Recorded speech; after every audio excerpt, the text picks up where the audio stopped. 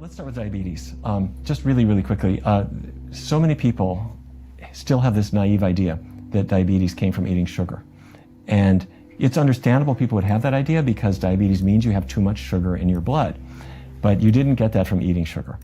The reason that people got diabetes is that normally sugar that you eat, or sugar from carbohydrates like bread to release sugar, normally that sugar goes from your bloodstream into your muscles.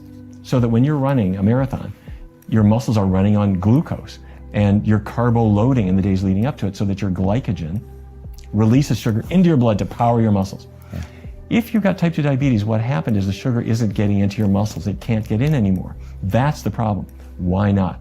The reason it doesn't get in is because fat particles are inside the muscle cells, filling up the muscle cells and stopping insulin from being able to bring sugar in anymore. So nobody's ever heard of this, but... Is this agreed upon in the science community? Yes. Okay. And I can demonstrate it because at Yale University, where Jerry Schulman and Kit Peterson, their whole lab, bring in people, and we partner with them. We bring in people who have had bad diets for a long time, they're overweight. We put them on totally plant-based diets. We send them up to Yale. They go into what's called an MR spectroscopy machine. It's like MRI that people have for a twisted ankle or something like that, except now I'm not looking at your ankle, I'm looking in your muscles and in your liver. And as fat builds up in the muscles and liver, and I can see it, it causes insulin resistance, and that leads to type 2 diabetes. So we used a vegan diet so that there was no animal fat at all, and kept oils low too, and that fat goes away from the muscles, it dissipates. And with the fat out of your muscles, insulin works again, and it sucks the sugar out of your blood. Your blood sugar goes down, and it's the most amazing thing. There was a man, I got an email from this man, he lives here in England. And he had tried this approach, which I wrote about in my book, Dr. Neil Barnard's Program for Reversing Diabetes. Here's how you do it. He went completely vegan. He went to see his doctor who did blood testing on him. And this is the doctor who'd been treating him for a long time. He drives home. He gets home and the phone rings. And his doctor's office says, the doctor needs to see you back immediately. There's something about your blood test. Panics. Gets into his car. He races to the doctor's office and he thinks, what did they detect in my blood? What have I got? And the doctor sits him down and says, tell me exactly what you've been doing. He said, I haven't been eating any animal products. I've kept the oils really low. I've been following this Dr. Neil Barnard's diabetes thing. What did you find in my blood? And the doctor said, you've had diabetes, but your blood sugar and everything is better than mine. And I don't have diabetes. In other words, his diabetes went away. He was unaware of this. His doctor was unaware of this.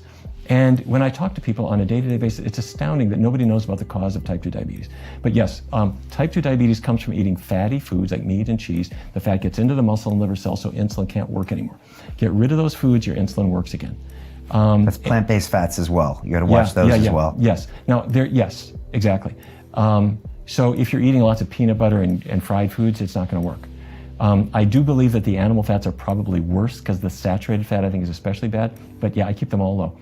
But we've done this with people with late-stage diabetes where they've got neuropathy, and their feet are killing them. Yeah. It's miserable, and even for them, they improve. Now, if a person has diabetes for a really long time, the pancreas has been beaten up, and we probably can't get rid of it. If I get you at diagnosis, you've got a good chance of getting rid. I mean, it's just gone for many people. For others, it's improved. But it has completely changed things. And I think about my dad. He used to come home at 6 o'clock, sit down in his bag. Never cured a case of diabetes. With us, it happens all the time. Wow. Because we're dealing with the cause. You know, I mentioned I had a meal after the Ironman race, and it was one of my students in the academy who had actually had diabetes. He'd actually burned his feet by standing on a fire, and he didn't even know it. And he actually went 100% plant-based. Traveled across America. He might have even interviewed you for his series called I Thrive, and reversed his diabetes. So he had some success with that in a big way. You know? To this day, insulin is not a generic drug. It's a money-making business. And in China now, as they're eating more pork, diabetes is through the roof. And you know who's salivating? You know who the buzzards are on the wires all around China? The pharmaceutical companies. They're making out big. So nobody wants to reverse this disease. We've got to get the word out. But you also said it, that with hormonal conditions. Diabetes is a hormonal condition where insulin doesn't work. But what about all the other hormonal conditions? Menstrual cramps. What? Could that relate to food? Endometriosis, PCOS, hormone-related cancers. Yeah, they do. And that's going to be the next book. It's going to go deeper on that stuff.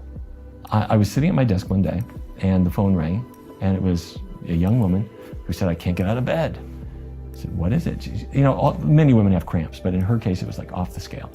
And so we knew from breast cancer patients that you can change the diet to reduce estrogen stimulation, because estrogen causes cancer cells to grow. So the short answer is you get the fat out of the diet, and you greatly increase fiber, and that reduces estrogen a bit. So I suggested to her, would you want to try for the next month? No animal products at all, and keep oils low too. She did it, and she called me back a month later. She said, "This is the weirdest thing. My period started with zero symptoms, no symptoms whatsoever."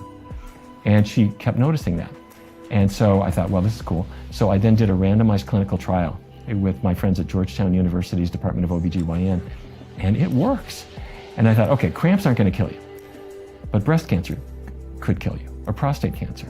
Let's see what we can do about those hormones, or polycystic ovary disease, or endometriosis.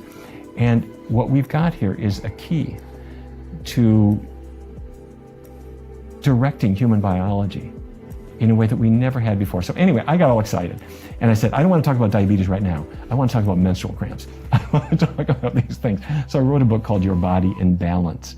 And my hope is that when it comes out, people will not spend quite so much time at the pharmacy and spend a little more time picking their foods more effectively. That's exciting. Sounds like a really interesting...